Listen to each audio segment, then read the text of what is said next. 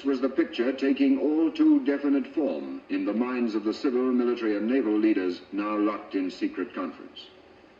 Two Axis spearheads were headed east. In the north, von Bock was hewing his way through the Ukraine to the Caucasus.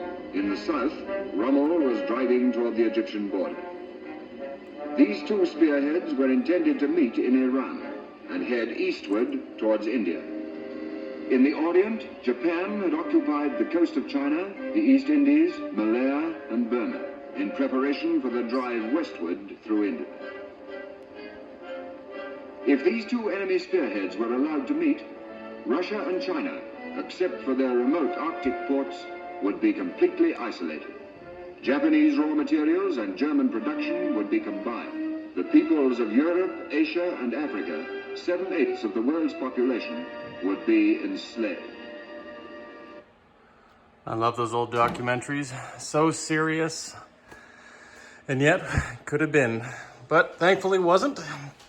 But now we have our new issues with the coronavirus these days. So here I am, Panzer King, just giving you an update again, guys, of what I've been working on. And you can see here the war room, it's a little bit messy. I've changed things around since we've had everything set up for the spring offensive.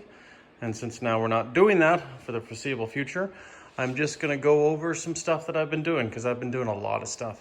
Actually, ironically, you see these cabinets here and all that plywood up there, tore that all down last weekend. Had to run some new cables and cords because we got Shaw set up in here, so I had to redo that. But that's why I did all this, so that all of this stuff could be easily taken down and put back up if you have to run some cables or whatever. So still, it's kind of a pain, but yeah, is what it is. So yeah, just dive right into it here. I got this a few weeks ago. Really love this. This is the new Italian, well, I shouldn't say new, but new to me anyways, Italian map of this historical board game. And you probably have seen it when you're going through the global maps and the other maps there too. It's just, I haven't set it up properly. I was just so excited. I just put some pieces down there just to see what it was, you know, kind of reenact, you know, Patton's landing and Montgomery's landing in Sicily there. And, you know, just, yeah, I really would love to play this sometime. It looks like a lot of fun, but, you know, when I do get time, I'm gonna read through the rules and do the proper setup, but just looks like a lot of fun. And eventually, hopefully, we'll get around to it. But what I have been doing here, a lot of it, is I've been painting. I've been painting a lot of these ships you see before here. This is just a batch that I had done up recently. The map here, you can notice actually some ships are actually already laid down. I've increased my war production, as this title of this video is. I've been really ramping up everything here to not only make the spring offensive better when it does happen, even if it happens next year, perish the thought, but also to just, you know, make this, you know, just look better. And I even said to General Hand Grenade a few days ago, I said, you know what, I really love painting these ships now. I was putting this off for the longest time because I knew it was going to be a lot of work. And it has been, right? Like, I'm taking a lot of time, not only to do the front and do the back, but to do a lot of the mass and the superstructure in a little bit more detail, perhaps, than some people, just, you know, putting a blot of paint on the top or on the sides and being done with it, right? But, like, I mean, even some ships, depending on the paint too, it takes a little bit longer than others. But if you actually, it's really rewarding. I really enjoy it. So, like I say, it's been a side effect or a good bonus to the whole situation. You may have been watching some of General Hand Grenade's videos about Abyssinia. I've been painting a lot of Abyssinian pieces because that looks like a great strategy. If you know what I'm talking about, definitely check it out on his channel. He gave me some Arab pieces a while back, so I painted some of them up. They're looking pretty cool. Some of the guys in Yemen and stuff like that. But yeah, this isn't finished, obviously. You know, I'm missing some Italian ships. They're still being painted, you know, and dried. But of course, I actually changed what I was gonna do with the coastal defense ships, torpedo boats, and stuff like that. I actually went all gray, like General Hand Grenade's design. Love it. I think it's actually better. because these are ships you can't buy, right? So it makes sense just to have them signify that, you know what, you can't build these, they're gray, they're old, and might as well have them all the same color. And I think actually that works out better in this situation, especially for me. But yeah, like I say, this is a mixture. I'm just having fun right now and setting things up, but I really do like the color chips. You can just look from afar and just see, well, that's a light cruiser, that's a battle cruiser, destroyer, so on and so forth. On some other good news, I was talking to War Torn I guess probably about a month and a half ago, prior to the spring offensive, and I was saying, you know, hey, if you ever get those flight stands out to me, I'd love it. Because you may have noticed here, some of these bombers here, I know it's kind of hard to see here, but actually have a different elevation. Well, I put in a request, and actually he came through for me, and I really want to give a big shout out to him, because he actually made me up some custom stands here. They're really cool. What I did was actually, I said, you know, hey, listen, I got some special coaster style areas where I put all my stuff. Do you think you could actually make some custom piece for me? And he said, yeah, not a problem. And I told him, well, listen, they're 3-inch ABS caps. You get them at Home Depot or whatever. I would like him if we could just stick that insert inside. And it comes actually as a two-piecer. One is where it's all drilled out, and then of course there's the bottom piece. So I painted both of them. And now I think it actually comes out really good. There's 4 of them here. Now you may know that he has really only had the one size, but I said, no, I want more sizes, more heights. And you can see why here. And I'll just go through a brief tutorial of it. I color coded them for that reason too, to match my planes. Now we have blue here. Well, what does blue mean? Well, blue means that we don't have any planes. And this is meant for the seaplanes in this game. I really think it'd be awesome to have them on stands too, even though I know some seaplanes have custom stands.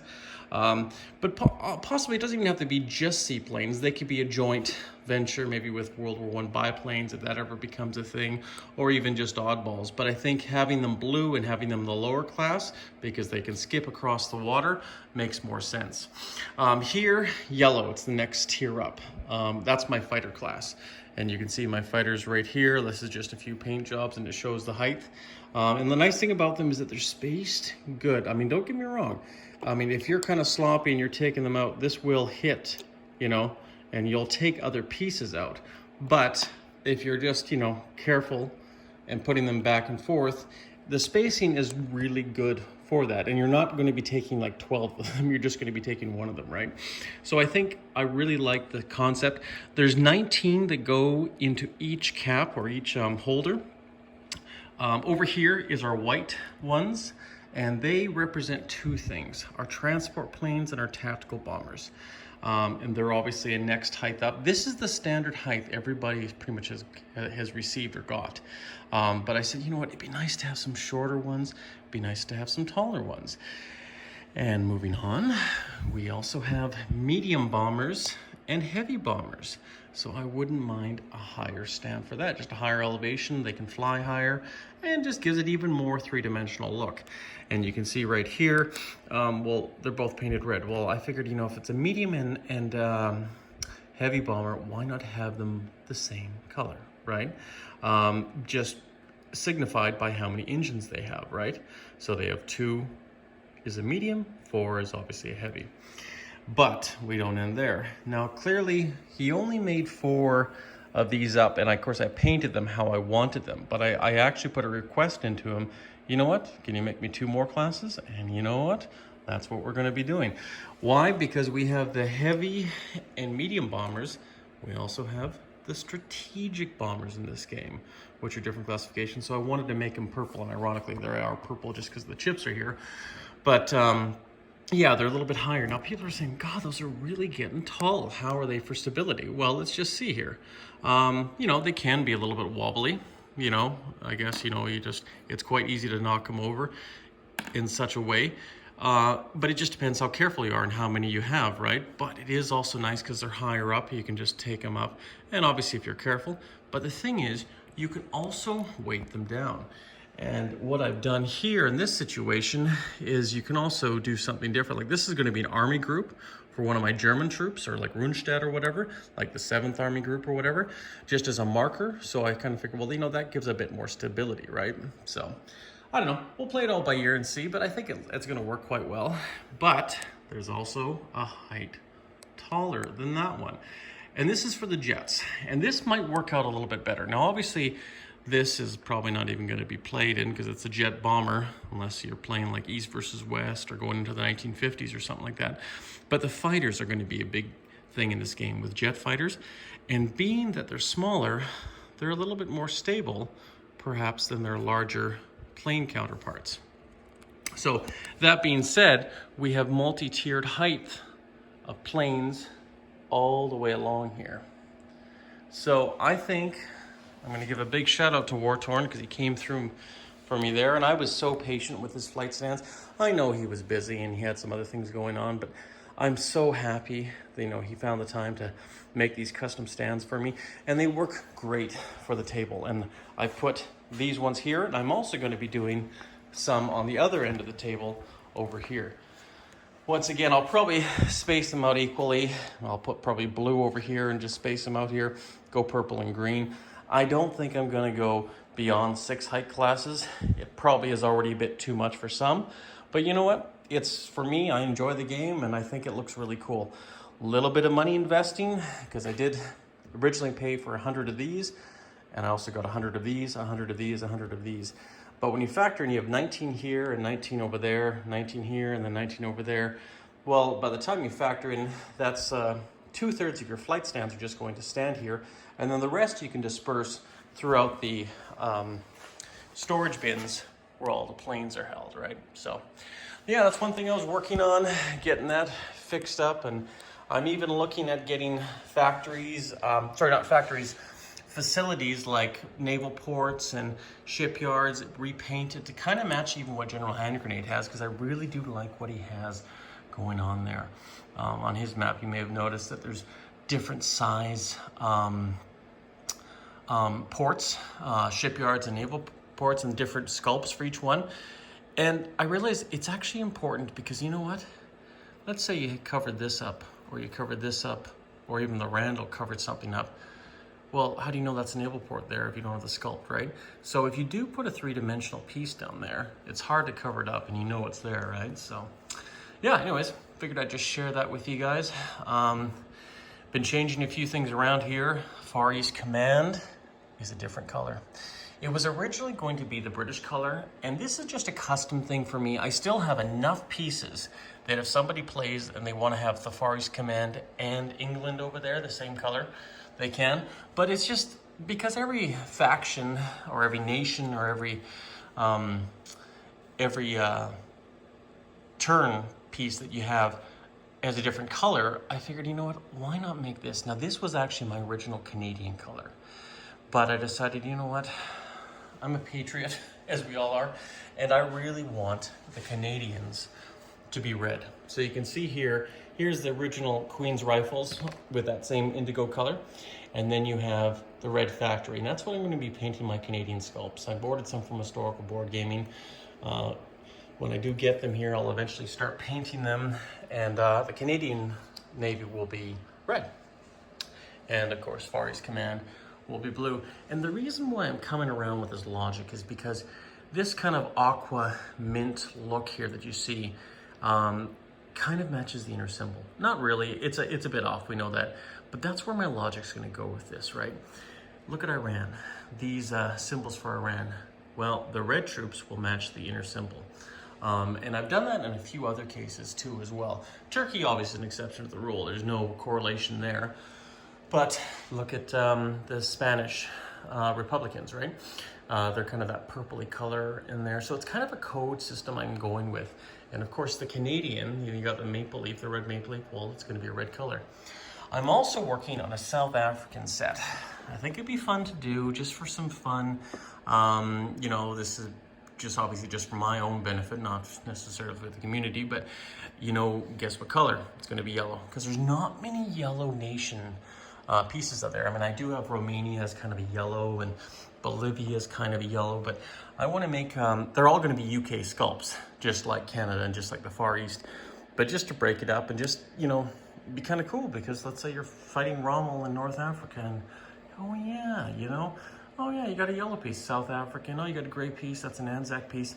It's just kind of cool because it's kind of historically accurate and you can give a little credit to, you know, the Canadians maybe that landed in Morocco in this game or landed in France or whatever, right? So yeah, I don't know. I'm super excited about it. Definitely changed a few things. Definitely changed my coded system. Subs now are definitely going to be just a standard black. Coastal subs are going to be gray. Advanced subs are probably going to be red, just like the battleships. But like I say, once I get everything all done up, you'll definitely see it. Obviously, you know, a lot of pieces have been painted on here, and I think they look so good. Just even the cruisers with the light cruisers, right? Anyways, I digress. I've probably been talking about this too much. I just wanted to share that with you guys and go with a few other things. This place is a mess because I've been reorganizing everything, changing everything around, you know, working on this, working on that, cutting up things, changing things. Over here, I've been working on the bronze stars because before, on the bar system that we had figured out for this spring offensive that we were going to award people with, I had to put them on a bar that didn't slide back and forth. Like you had to put these ribbons in, put them in, and then put these little devices on, and then put them in there. Sorry about that. And then just kind of, yeah, like just kind of screw them back and bend them back. Anyways, long story short, I wanted to do some pre-manufacturing so that, let's say, you know, the British or the Russians or whatever, it's their turn to award whatever they won. I can just quickly grab, okay, you got 1 bronze star. Oh no, actually you got 3 bronze stars this game. Oh, and this person got 2 bronze stars. And just grab the ribbon out of here, you know. And then of course, slide it on the actual ribbon bar with whatever nation they would be. And maybe if they won the war, they would get that silver star, right? So been doing a lot of prep work with that because when we do the spring offensive, I want it to go as smoothly as possible and just putting a lot of love and work into making this thing as awesome as possible. Reorganizing flight stands. I got files there, just going through expansions and whatnot. Like I say, lots of chaos. Driving me crazy because I usually like to be organized. Here's where I have all the metal ribbons and stuff like that. Got things planned for the future, that's for sure. And of course, these are all single ribbon bars, but these are double bars for people that are going to come back for maybe another year. That way they can have more medals and more ribbons pinned on their chest. Over here, it's kind of a sad sight to see, but this is where I've just put all of the spring offensive awards in here. That's one thing. I just cleaned out this cabinet here and just put all the medals are all stacked here, all the files, all of the actual award medals, gift certificates, just everything that I had set up, just tucked away so that at least, you know, I can somewhat see it. And I put the global war poster in the back there just to kind of make it look kind of cool. But, you know, when I'm just doing other things, I can just put it all away. It's clean, it's neat. Old models. When I used to paint old models, I had these old paints. I think I'm probably just gonna throw them out, but anyways, long story short, right there you can see just lots of stuff in chaos here, just moving stuff around. I got lots of war at sea stuff up here. I know Hilltop's been doing a lot of videos with that lately. That's really cool. I haven't had time, but I'm just trying to reorganize some of that. Once again, probably gonna revamp all of this. Those people who know me, you know I'm a Trekkie, so I've, you know, done a lot of this Star Wars Armada and Star Trek fleet captain stuff. And of course, this is where I just put all this stuff here. I'm just trying to figure out, do I want to have all just kind of global war stuff here? I got all these drawers because I'm redoing all the paints, you know, trying to organize that a little bit better so it's a little bit easier for me, and I'm also maximizing space. So that's what's been keeping me busy, revamping all of these. And now with the release, of course, that Latin American expansion, I'm like, Jesus, this is never gonna end, you know, because I'll probably have to do more sculpts for each of these nations down here. So, you know, whatever, I enjoy it, I love it, I know, but you know, you gotta pace yourself, that's for sure. Revamped some of this stuff here, put a little bit more thought into here. I might move the Star Trek fleet captain stuff here. But yeah, that's pretty much that in a nutshell, you know. I like a nice tidy ship, as though probably everybody knows me. That's what I like to do. But obviously, you know, I got pieces here everywhere, paints, just because I got so much production going on just in so many avenues. And it's not just that. It's, you know, I got to redo these once I know they're all set in stone, all the expansions, and even the boiler. I'm still working on this boiler to heat this garage. This is my, my Grand Fiesta Resistance, my great art piece that I have going on here. Put a lot of thought into it because obviously I'm a plumber and gas fitter, but I kind of wanted to have some fun with it. I mean, I'm not really a steampunk guy or anything like that, but it's cool, it's futuristic, it's neat, it's new, and I think it goes well with the war room here, and of course the TVs and all that stuff. It is still you know, a functional garage, but you know, this is going to be kind of cool because I'm going to have, I've just done this up here. Went to Princess Auto, got some switches here because these are going to control all the pumps. The lights are going to come on, so it kind of has that cool bunker-like feel. Like this is like, you know, the engineering department and whatever, you know. And of course, this is the war room where the generals are talking about it. You know, this, you know, it'll have a bit of a light show with some plasma discs up there and there tied into that main junction box, but it's still going to be 100% functional and working. But obviously I've been working on that, figuring out wiring, this and that, low voltage wiring. So yeah, lots of stuff that avenue. So I'm being pulled into all directions, but I love it. I enjoy it. But as people know, being a father too, especially to a newborn, well, I guess he's not that new anymore. He's about 10 months old. It's a lot of work. You know, even my wife, I'm trying to give her as much time off and as much time as she can get to focus on some of the stuff that she wants to do, right? But yeah, it's just, it's a lovely, lovely thing to have time, and you don't realize it until you start losing a lot of it, especially when you start having kids and everything else, right? But yeah, anyways, like I say, it's just, it's going to be a lot of fun here in the next few months, and I'm sorry I haven't posted a video sooner. It's just been busy, obviously, right? I guess I'm fortunate in that way because I'm a plumber and gas fitter, so we're still in essential service in this coronavirus epidemic. So I've been working, but we've been slow as well. But I still have to do what I have to do, and still have to work, and still work on, you know, other personal things to get them done, so that once again, when we do that spring offensive, we're going to be, you know, smooth sailing, hopefully. I mean, that never works out, obviously, but, you know, a well-oiled ship will help the morale for everybody and go from there. But if it has to be next year, I've already consigned myself. You know what? It is what it is. But I'm still hoping that we might have it the latest August. But, you know, the world's kind of got to get their act together, and we got to nip that thing in the bud and go from there, right? So, but yeah, I think I'm going to conclude with this video tonight on this Easter Sunday. Just want to say, you know, I've been thinking about you guys, you know, and wanted to do something. And I know you guys like looking at this war room and the war table, and I'm not going to disappoint. I'm going to keep on working for you guys and try to make this look as awesome as possible, and so that when eventually we do play on it, we're going to have a lot of fun. But for now, this is General no, this is Panzer King signing out here in the war room in the Lion's Den. I hope you guys all have a good Easter Sunday.